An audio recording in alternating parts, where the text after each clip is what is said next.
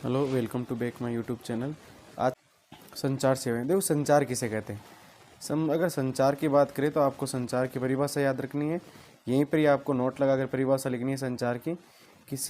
संचार किसे कहते हैं? किसी व्यक्ति के विचारों, तथ्यों, समाचारों, संदेशों को एक स्थान से दूसरे स्थान पर भेजना की जो प्रक्रिया होती है उसे संचार कहते हैं, ध्यान रखना। अब भारत में संचार के साधन दो प्रकार के होते हैं वैसे तो। एक व्यक्तिगत होता है जिसको हम निजी कह सकते हैं, और एक सार्वजनिक होता है।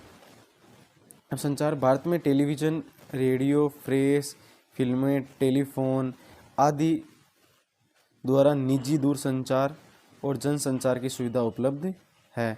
सबसे पहले हम निजी संचार की बात करते हैं तो उसमें कार्ड, लिफाफा, बंद चिट्ठी ये पहली श्रेणी के, ध्यान रखना।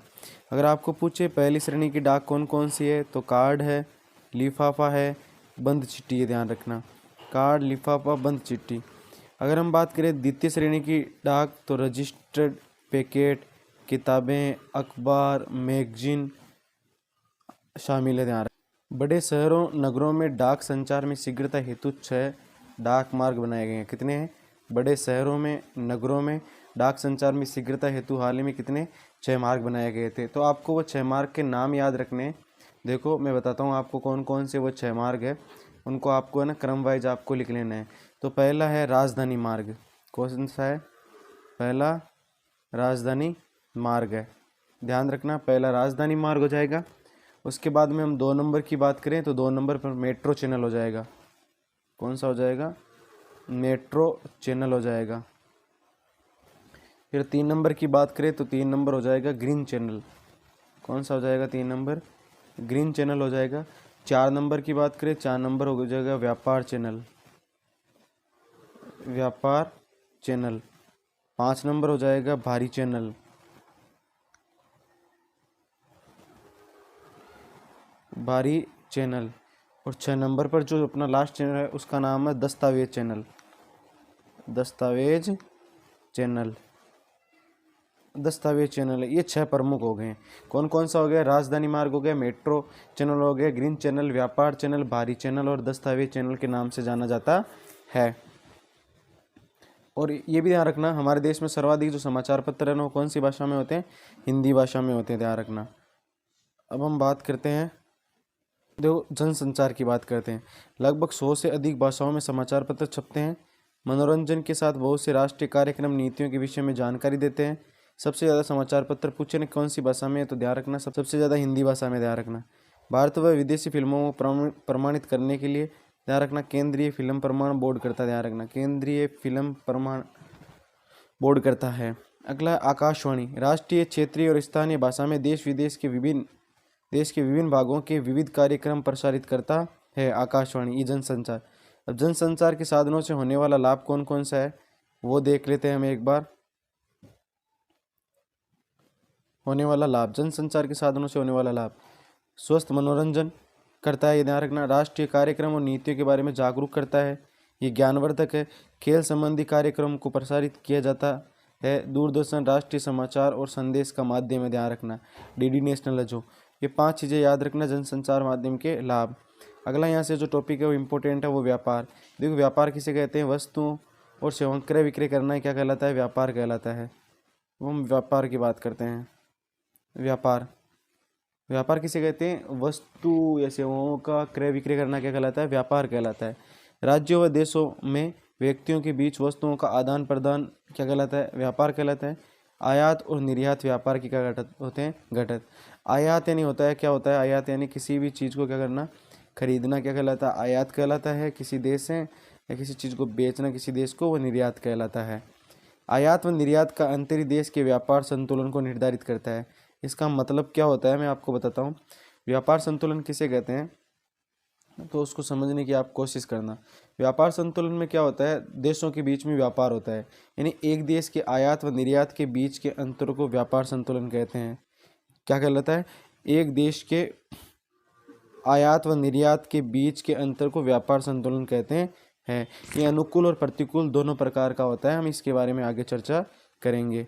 सबसे पहले देखो, हम बात करते हैं अंतर्राष्ट्रीय व्यापार की। अंतर्राष्ट्रीय व्यापार 2 या 2 से अधिक देशों के बीच वस्तुओं का आदान प्रदान अंतर्राष्ट्रीय व्यापार कहलाता है। ये देश का 95% व्यापार समुद्री मार्गों से होता है, ध्यान रखना आपको। यानी भारत का 95% जो व्यापार होता है ना, वो विदेशी व्यापार, विदेशी देशों के साथ, दूसरे देशों के साथ, वो पतनों के माध्यम समुद्री मार्ग द्वारा होता है। सभी देश अंतर्राष्ट्रीय व्यापार पर निर्भर है क्योंकि संसाधनों की उपलब्धता क्षेत्रीय तथा इनका वितरण कैसा है, असमान है। कहने का मतलब है कोई भी देश अपने आप में आत्मनिर्भर नहीं है। जैसे भारत के पास में पेट्रोल, तांबा, बहुत सारी ऐसी चीज़ें हैं, प्राकृतिक गैस, जिनका भारत में उत्पादन बहुत ही कम है लेकिन आवश्यकता ज़्यादा है, इसीलिए हम खाड़ी देशों से खरीदते हैं। व्यापारी क्या होता है, जो व्यक्ति उत्पाद को परिवहन द्वारा उपभोक्ता तक तो पहुंचाता है, उसे क्या कहते हैं, व्यापारी कहते हैं। अगला टॉपिक है व्यापार संतुलन। व्यापार संतुलन किसे कहते हैं? किसी देश के आयात मूल्य व निर्यात मूल्य का अंतर क्या कहलाता है? व्यापार संतुलन कहलाता है, याद रखना।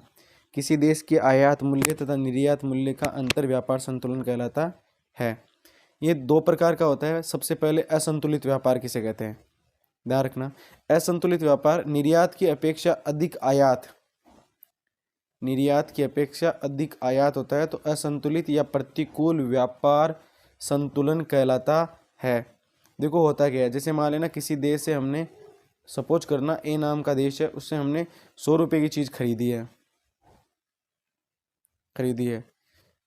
कितने रुपए खरीदी है, 100 की, और 50 रुपये की चीज़ हमने बेची है उसे, तो ये क्या कहलाता है, असंतुलित व्यापार कहलाता है, ध्यान रखना, ठीक है। अब अंतर्राष्ट्रीय व्यापार और स्थानीय व्यापार में क्या अंतर होता है। इसके अलावा इससे पहले मैं आपको संतुलित व्यापार के बारे में बता देता हूँ, जस्ट इसके विपरीत है, ध्यान रखना। ये असंतुलित व्यापार। अब बात करते हैं संतुलित व्यापार की। आपको इसकी भी परिभाषा लिखनी है संतुलित व्यापार की। मैं जैसे बोल रहा हूँ उसे ही लिख लेना। आपको क्या लिखना है, संतुलित व्यापार या अनुकूल व्यापार प्रतिकूल, अनुकूल व्यापार संतुलन, ऐसे लिखना है परिभाषा में। या तो लिखना है आपको संतुलित व्यापार, इसके अलावा या लिखना है अनुकूल व्यापार संतुलन, एक ही बात है। इसमें लिखना है यदि किसी देश के निर्यात मूल्य, यदि किसी देश के निर्यात मूल्य आयात मूल्य से अधिक हो, वापस सुनना, यदि किसी देश के निर्यात मूल्य आयात मूल्य से अधिक हो तो उसे व्यापार अनुकूल व्यापार संतुलन कहते हैं। यह आपको बात याद रखनी है, जस्ट इसका विपरीत है, ध्यान रखना।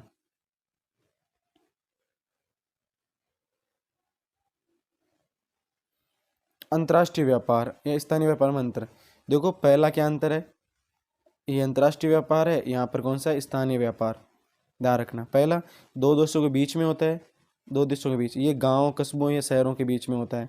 दूसरा बड़े पैमाने पर किया जाता है, छोटे पैमाने पर किया जाता है। विदेशी मुद्रा का आदान प्रदान होता है, देश की पूंजी उसी देश में रहती है, पूरे लोक हित में आवश्यकता की पूर्ति करता है। ये क्षेत्र विशेष में लोगों की आवश्यकता क्या करता है, पूर्ति करता है। अब है परिवहन संचार के विभिन्न साधनों को अर्थव्यवस्था की जीवन रेखा कहने के कारण क्या है।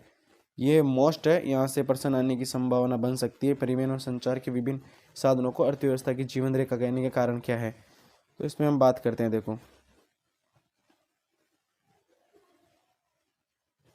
पहला है परिवहन संचार एक दूसरे के साधन, एक दूसरे के पूरक है। आगे देखो कोई भी काम हो जैसे उनके बिना नहीं हो सकता। जैसे मान लेना कोई चीज़ खरीद रहे हैं, खरीद ली, खरीदने के बाद उसको एक स्थान से दूसरे स्थान पर ले जाने के लिए किसकी आवश्यकता पड़ेगी, परिवहन की आवश्यकता पड़ेगी। तो व्यापार और संचार ये सब ना एक दूसरे के पूरक हैं, एक के बिना दूसरा अधूरा अपने आप में, नकारात्मक प्रभाव पड़ेगा इसका। देखो अगला देश विदेश के दूर स्थित इलाकों को एक दूसरे से मिलाते हैं, ध्यान रखना। परिवहन और संचार राष्ट्रीय और अंतर्राष्ट्रीय पर्यटन को भी बढ़ावा देते हैं, विदेशी मुद्रा की प्राप्ति होती है, इससे जीवन आरामदायक व सुविधापूर्ण हो जाता है, सारा देश आपातकाल में एकजुट हो जाता है। अगला पर्यटन एक व्यापार के रूप में। वर्तमान समय में पर्यटन को व्यापार का दर्जा भी दे दिया गया है, बहुत सारे देशों में, बहुत सारे राज्यों में, हमारे राजस्थान में भी दे रखा है, ध्यान रखना आपको। पहला लगभग 150 लाख लोग पर्यटन में व्यवसाय में लगे हुए हैं। पहली बात, पर्यटन उद्योग राष्ट्रीय एकता को बढ़ावा देता है, वह स्थानीय हस्तकला सांस्कृतिक उद्यमों का भी विकास करता है। तीसरी, भारत की कला संस्कृति ऐतिहासिक धरोहर से विदेशी लोगों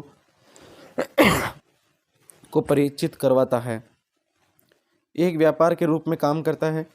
दुनिया भर में विदेशी नागरिक भारत आते हैं पर्यटन के रूप में। अब देखो